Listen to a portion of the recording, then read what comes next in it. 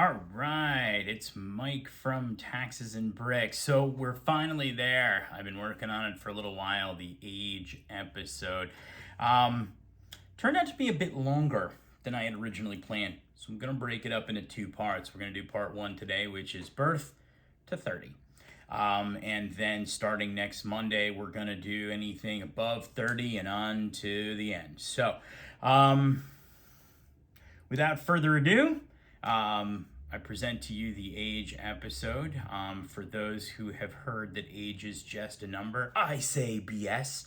That's said by people who are trying to sell you cosmetics or a pill to make you live longer or whatever, or they're just trying to make you feel better when you hit a birthday that just makes you feel lousy like you're getting old.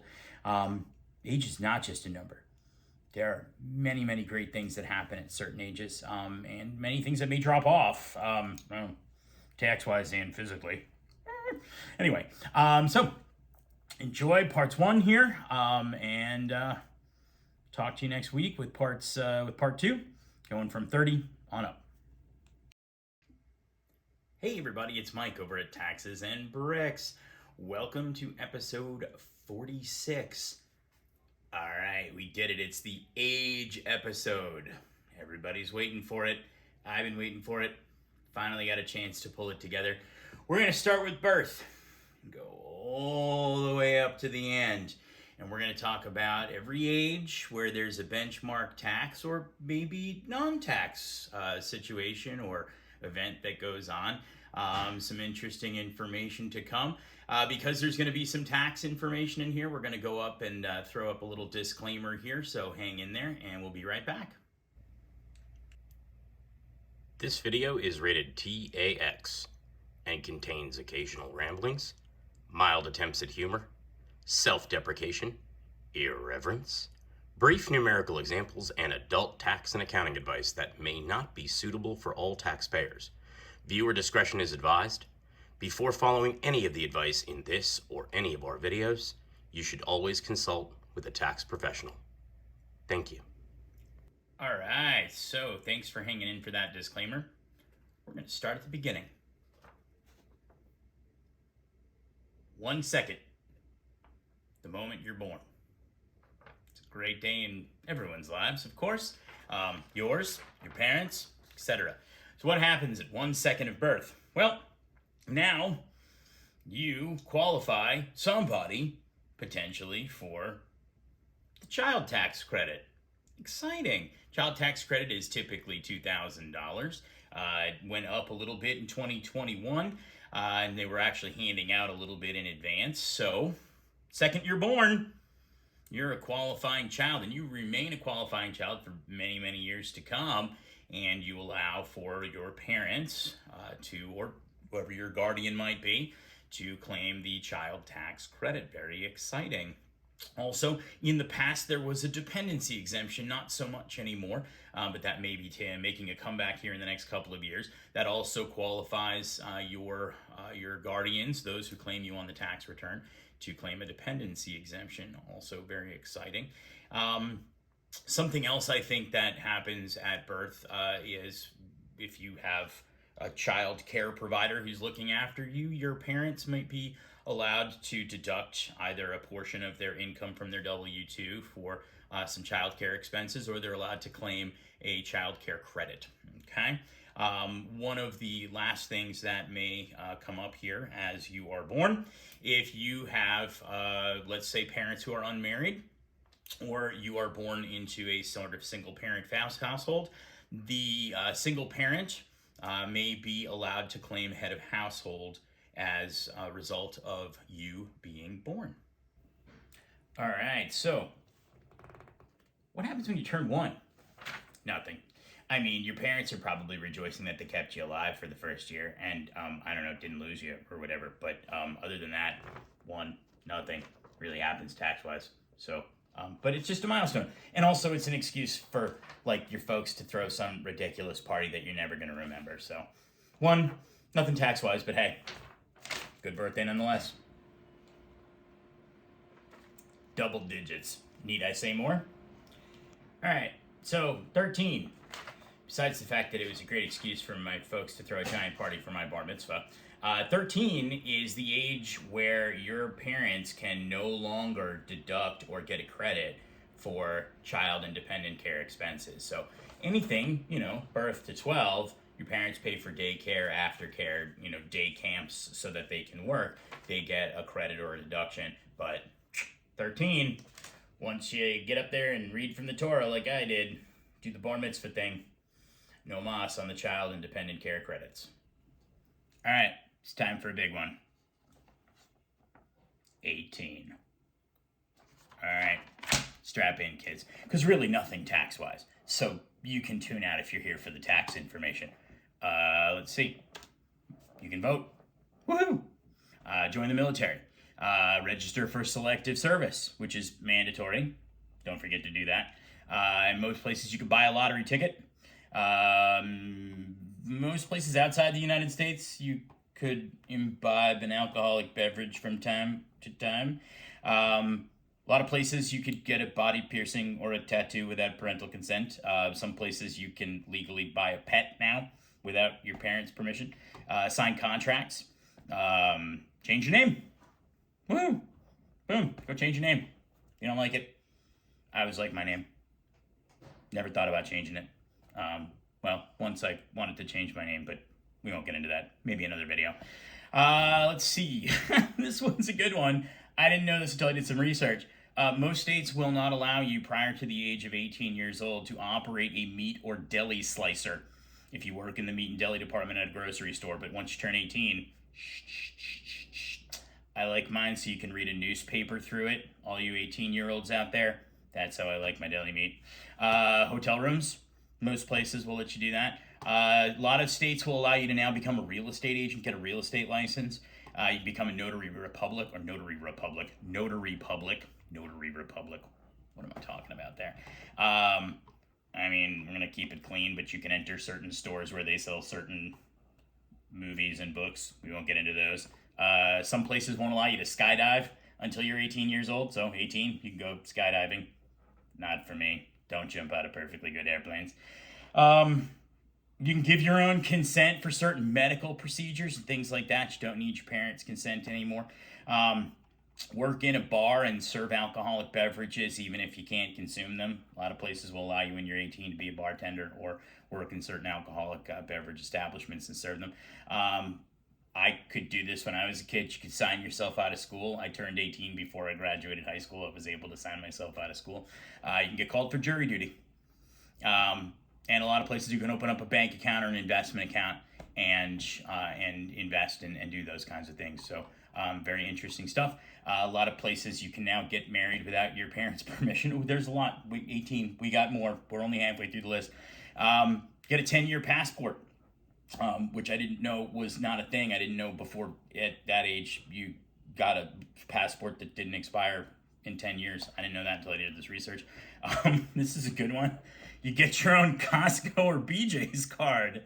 Woo! Go get that. That's great. And you save a little money on, 42,000 rolls of toilet paper. Most places will allow you to buy and sell real estate under your own name, get a mortgage in your own name.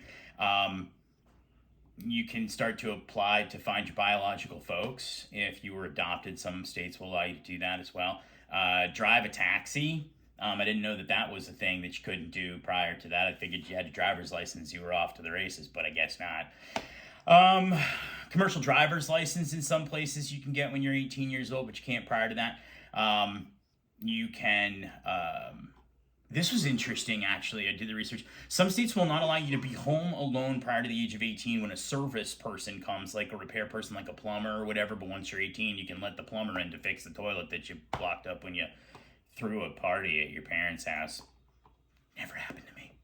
Never. Give blood or register to be an organ donor, which I didn't know you couldn't do that prior to 18, but I guess maybe you can't do that. Apply for credit cards. So you're off to the races. Welcome to America. We've got jackets. Go get yourself a credit card. Get yourself into all sorts of crazy debt now that you're 18. Woohoo! Don't do that. File a lawsuit. You can adopt a child, although, at 18, I would still think probably not so much. But, I guess maybe at that point, if you have a sibling, you could essentially, who's younger, you could, I guess, if you're in that position, end up becoming the adoptive parent of a sibling, and that's probably 18 is where that kind of comes. You create a will, buy a car, and I didn't know that you couldn't be a legal owner of a car prior to 18, but I guess maybe that makes sense. Rent an apartment. Also didn't know that you couldn't do that, but I guess since you can't sign a contract before you're 18, you probably couldn't also rent an apartment or sign a lease.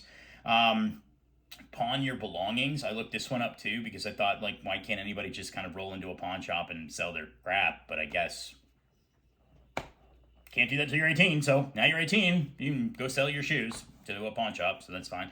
I didn't know this either, but you can't buy spray paint and certain other types of painting products until you're 18 years old in a store. They have limits on that. Cough suppressants also. Didn't know that was a thing either. I figured you had a cough, you could walk into the CVS and, buy a little Robitussin, but apparently you got to be 18 to do that. Let's see. Airbnb supposedly has an 18-year-old limit on that. You can't be doing Airbnb when you're not 18. And then certain rideshare companies won't allow you prior to the age of 18 to utilize their services as well. And then again, we talked about this, but sort of consenting to your own medical care. This was also on my list again. And then some states will allow you at this point to move out of your parents' home without actually their permission. So they can't force you to stay, but I guess when you're 17, they're like, nope, you're here, you can't leave. So that is a good bevy of information that at least there were some other ones, but we're going to keep it clean today, that you could do when you turn 18. None of which, of course, is really tax related. So that's just a more, hey, heads up, interesting information. This is what happens when you turn 18. All right, so 18 was a doozy. 19, a little easier, okay? Because there's a tax thing that goes on when you're 19.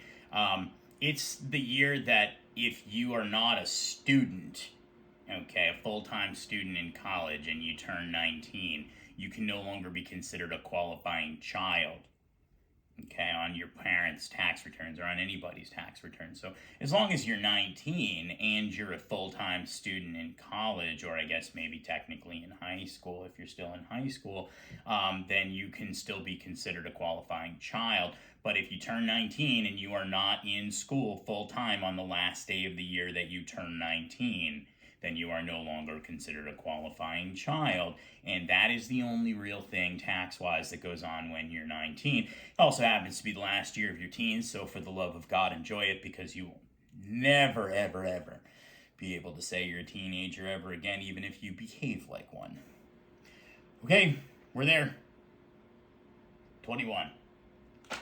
I mean, at this point, if you don't know what happens when you turn 21, I suppose you've been living under a rock. Because, like, that's the big one. And they always say, like, hey, once you hit this, there's nothing. But I got a stack of ages here that says otherwise, okay? So, yeah, okay, great, 21. Woohoo! Go buy a beer. Great.